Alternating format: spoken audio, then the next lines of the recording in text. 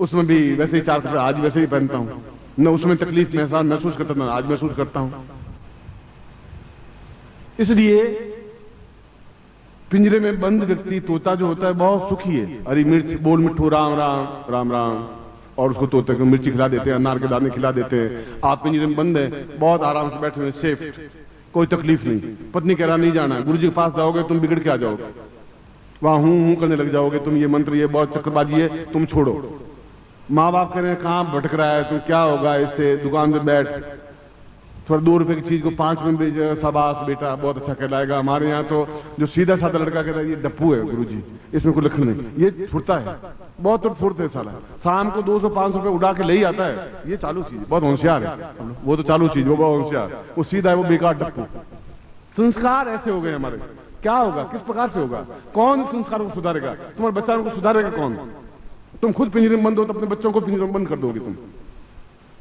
एक वो तोता है जिसको अनार के दाने तो नहीं मिल रहे हैं, पर आकाश में उड़ रहा है, विचरण कर रहा है, गगन पूरा आकाश उसका है, और मानसरोवर का हंस तक उड़ता रहता है। मैं आपको मानसरोवर का हंस बनाना चाहता हूं, ऐसा तोता, ऐसा चीज नहीं पिंजरे में बंद हो, चाहे सोने की बनी हुई हो, वो कोई मतलब नहीं है। बोले प्रभु जी गुरुदेव की, प्रभु जी गुरुदेव की, वंदलिया माता जी की, मुझे छोटे गुरुदेव की, आज के आनंद की, सिद्धाश्रम साधक परिवार की, हर हर महादेव।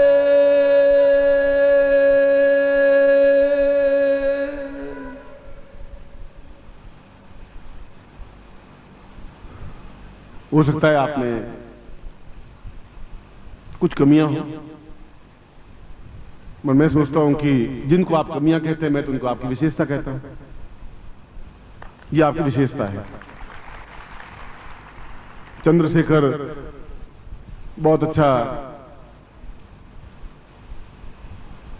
खिलाड़ी था, और उसका लकवा हाथ का लकवा हो गया था, और लकवा हो गया तो गेंद जो है वो फेंक नहीं पा रहा था पूरी, मगर वो गेंद लकवा हाथ ऐसा हुआ कि वो इस तरीके से फेंकता था कि उसको गुगली कहते थे, और गुगली सम्राट कहलाया, और उसने बहुत अद्वितीय सफलता प्राप्त की। वो असफलता व न्यूनता भी उसकी जिंदगी की सफलता बन गई। ये तुम्हारी असफलता नहीं है, तुम्हारे पास धन की कमी है तो तुम तृष्णा में हो कि हाय धन, तुम्हें हाय हाय करने से धन प्राप्त नहीं हो पाएगा। नहीं तो इस साल तक तो तुम सब करोड़ बिरला होते ही होते सब, और अब तुम बिरला बन नहीं सकते, होते तब तक हो जाते। अब तुम व्यापार लोहे के कारखाने खोल नहीं सकते, और खोले हुए वो हमसे भी ज्यादा दुखी हैं। इसलिए ये आपकी न्यूनता नहीं है, आपको आकाश में उड़ने की क्रिया सिखाई नहीं गई। मस्ती क्या होती है, आनंद क्या होता है, जीवन की चेतना क्या होती है। वेद व्यास कह रहे हैं कि जिस समय सदगुरु के चरणों में पहली बार जो सिर रख देता है समर्पण भाव से, सिर रखते ही वह 84 लाख योनियां अपने आप में सिमट करके केवल 4 योनियों में सिमट जाती है। फिर 4 योनियां ही बाकी रहती हैं, बाकी योनियां अपने आप में समाप्त हो जाती हैं। ये वेद व्यास का कथन है। और सदगुरु है, उनको आप बाध्य नहीं कर सकते कि नहीं आप ऐसा करें, उनकी मौज है। दे दिया तो खजाना लुटा दिया, नहीं दिया तो नहीं दिया। वह तो खुद पारखी है, एक एक को बिल्कुल आपका सारा गणित हिसाब साथ में रखता है। आप होठों से बोल रहे हैं, परंतु नाना गुरुजी आत्मा से बोल रहे हैं, या मजबूरी से पिंजरे में बंद बैठे हैं, या आकाश में विचरण कर रहे हैं, क्या कर रहे हैं आप, और कब तक बंद रहेंगे, कब तक बिल्ली से डर के अंदर बैठे रहेंगे, कब तक वो पैर में पैंजनियां बना करके अंदर नाचते रहेंगे उस पिंजरे में, कब तक ऐसा होता रहेगा। एक क्षण ऐसा आना चाहिए पिंजरे से बाहर निकलें, नहीं तो ये पंख टूट करके समाप्त हो जाएंगे, तुम्हारे में हिम्मत साहस खत्म हो जाएगी। सबसे नीचे से नीचे भीख मांगना है, मैं आपके साथ भीख मांग लूंगा, आपके साथ में क्या गणित है, क्या गड़बड़ क्या है। पत्नी को रोटी खिला देंगे, बच्चों को खिला देंगे, चिंता करने की कहां जरूरत है, तनाव किस बात का है। तुम उस तनाव में मर रहे हो, और मैं तुम्हें कह रहा हूं तुम फ्री होने की जरूरत है, क्योंकि तुम्हारे साथ में जब तुम्हारी जिंदगी का एक बागडोर हाथ में लिए तो तुम्हारा नुकसान, निर्धन गरीब तुम रह ही नहीं सकते, संभव नहीं है। तुम एक्सपेरिमेंट करके देख तो लो एक बार। परसों मैंने कहा कि 50 लोग निकले, योग निकले, नाम लिखाएं, मेरे साथ साल भर रहे। एक लड़के में हिम्मत नहीं पड़ी, क्योंकि माँ क्या कहेगी, बाप क्या कहेगा, पत्नी रोएगी, ये होगा, उसके आंखें आंसू कैसे देख सकेंगे। उनके आंखें आंसू तो केवल नकली ढोंग है। भर्तृहरि की पत्नी का नाम मेनका था, पिंगला। गुरु ने कहा कि तुम सदगुरु के पास चला जा और जीवन का राजा बनने से कुछ नहीं होगा, ये तो आज धन है कल चला जाएगा, और तुम केवल तुम्हारे चिंतन में बनियागिरी का लाभ, सही अर्थों में तुम ब्राह्मण क्षत्रिय शूद्र तो मैं नहीं कह सकता, पर आप वर्णित तो हैं, बनिए तो हैं हर एक।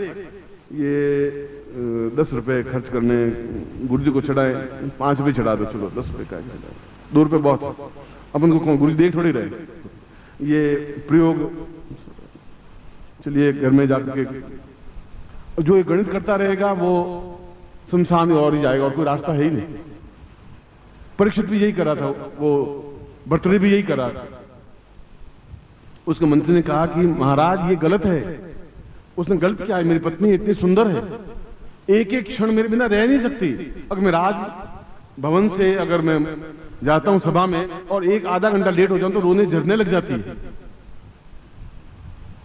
उसने कहा कि ठीक, आप ऐसा करें कि मैं एक योगी से आपको मिला देता हूं, आप उनसे मिल लीजिए, आपको तथ्य ज्ञान हो जाएगा। योगी ने उसको कहा कि श्वास को कैसे रोका जाता है, हृदय की धड़कन को कैसा रोका जाता है, योग के माध्यम से, नियमों के माध्यम से, और ऐसा लगता है कि शरीर ठंडा हो गया, खून बह नहीं रहा हो, नाड़ी चल नहीं रही, हृदय धड़क नहीं रहा। योगासन के माध्यम से संभव है। इसको शवासन कहते हैं, मुर्दे की तरह। वो 2-4 दिन बाद एक सोने का खंभा बीच में लगा हुआ था और ऊपर पूरा महल बना हुआ था, सोने के खंभे के ऊपर टिका हुआ।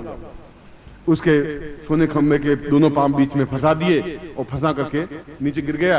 एक धड़ाम से गिरा और एकदम से उसने श्वास को रोक दिया, शवासन कर लिया। ऐसा शवासन जहां हृदय भी धड़के नहीं।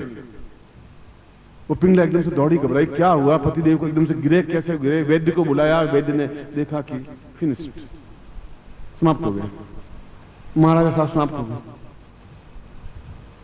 अब लोगों ने कहा कि जल्दी से जल्दी, क्योंकि मुर्दे को घर में ज्यादा रखना नहीं चाहिए, बस खत्म, मुर्दा हुआ जो उसको रोको, हटाओ, इसको जलाओ जल्दी से जल्दी। बेटों ने कहा हटाओ, फुर्ती करो, युवराज गद्दी पर। अब करें क्या, उनके पांव और मुर्दे के पांव ऐसे ऐंठते हैं कि उसको आप फोड़ नहीं सकते। अगर पालथी मार के आप पालथी मारते मर जाएं तो 10,000 लोग भी आपके पैर को सीधा कर नहीं सकते, संभव नहीं है, क्यों हड्डियां बिल्कुल जाम हो जाती हैं। टूट तो सकते हैं, टुकड़े तो हो सकते हैं, काट सकते हैं, और सीधे हाथ के पैर नहीं हो सकते, इतना अकड़ जाता है शरीर। केवल 10 मिनट के अंदर अंदर पूरा खून पानी बन जाता है। और जिस शरीर को आप बहुत सुगंधित लक्स और क्रीम लगाते हो, वो घंटे बाद दुर्गंध होने लग जाता है। बर्फ की सिल्लियां रखनी पड़ती है कि दुर्गंध नहीं फैले। आपका शरीर है क्या, और उसको खोल करके देखें और वह तो पानी बन जाता है। शरीर के अंदर के हिस्से बेचें तो 2.5 रुपए से ज्यादा इसमें एक फास्फोरस निकलता है, एक कैल्शियम निकलता है, 1.5 रुपए का कैल्शियम है, 8 आने का फास्फोरस है। इसके अलावा तो पानी शरीर में, नाड़ियां हैं, हड्डियों से कुछ बनता नहीं, गल जाती हैं नाड़ियों, क्योंकि आपके पशुओं के हड्डियों से फिर भी कुछ बनता है, उसकी चमड़ी से फिर भी जूते बनते हैं। आपकी चमड़ी भी काम नहीं आती, हड्डियां भी काम नहीं आती। 2.5 रुपए के आप आदमी हैं, अब उसके ऊपर आप 5 रुपए का लक्ष्य लगा दे, 25 रुपए का लक्ष्य लगा दे, होना तो यही। तथ्य ये है, सत्य ये है। अब उसके आप जो भी सोचें, आपकी मर्जी। इसलिए बनिया बनने की जरूरत नहीं है। जब गुरु ने कहा कि साधना करनी है, प्रयोग करना है, तो करना है, फिर देखा जाएगा। क्या गणित क्या करनी है इसमें, नहीं करना है तो नहीं करना है। बीच में आप झूलिए मत। जो आज्ञा दे दी है, सोच विचार की आज्ञा दूंगा। हर क्षण हर पल जो आपके लिए उपयुक्त है वही बात कहूंगा आपको। आपको प्रेम के रास्ते पर चलाने के लिए आया हूं, ज्ञान के रास्ते पर चलाने के लिए आया हूं, 2 टूक बात कहने के लिए आया हूं, गारंटी के साथ में आया हूं। यहां के लोग आश्चर्य करते हैं कि ये कैसा शिविर लग रहा है, न कोई राम कथा है, न कृष्ण कथा है, न कोई रावण आया, अभी तक आया ही नहीं, न कोई सीता को ले गया। ये क्या हो रहा है? वो सुनते हैं, उनको कुछ समझ में आ नहीं रही बात। मैं कह रहा हूं हमारे शिविर तुम्हारे समझ में आएंगे नहीं। ये शिविर कुछ और है, ये अंश है, ये तोतों के शिविर नहीं है, बोल मिठू राम राम वाले शिविर नहीं है। ये कुछ और शिविर है, अंश है, मानसरोवर का अंश है, और मोती के अलावा कुछ चुगते नहीं है, छोटी चीज चुगते ही नहीं है। प्रभु जी गुरुदेव की, प्रभु जी गुरुदेव की, वंदलिया माता जी की, उन छोटे गुरुदेव की, सिद्धाश्रम साधक परिवार की। हर हर महादेव।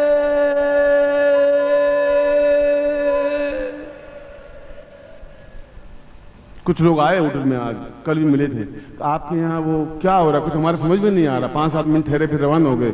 राम कथा हो रही क्या? मैंने कहा कि यार रावण वावण आता ही नहीं, आता है मार भगा देते, बीच में से भगा दिया, आज भी भगा दिया। आया था एक रावण, उसको 2-4 जूते मारे, रवाना कर दिया उसको। मैं कहा हमारे यहाँ तो कोई रावण आता ही नहीं, न सीता का हरण होता है, और न होने दूंगा, बैठा हूं बस, न हरण होने दूंगा, न गड़बड़ होने दूंगा। नहीं तो क्या श्रीमद् भागवत कथा होती है? मैं वो भी नहीं होती। तो फिर आपके यहाँ होता क्या है? काय के लिए लोग इकट्ठे हुए, इतने भीड़, आप तालियां बजाते हैं, आप क्या बोलते, हमारे को समझ में नहीं आ रहा है। मैं क्या ये हंसों की कथा है, ये कौओं की कथा है नहीं, इसलिए समझ में आपके आएगी नहीं। हंस बैठे हुए हैं, अब उन कौओं को तो कम से कम 10,000 बार पानी से धोएंगे, शायद हंस बन जाए। वो 10,000 साल तो बहुत टाइम लगेंगे। वो तो हंसों की जमात है, और के हंसा लंगर लगे, के हंसा मोती, या तो भूखे मरेंगे या खाएंगे तो मोती ही खाएंगे।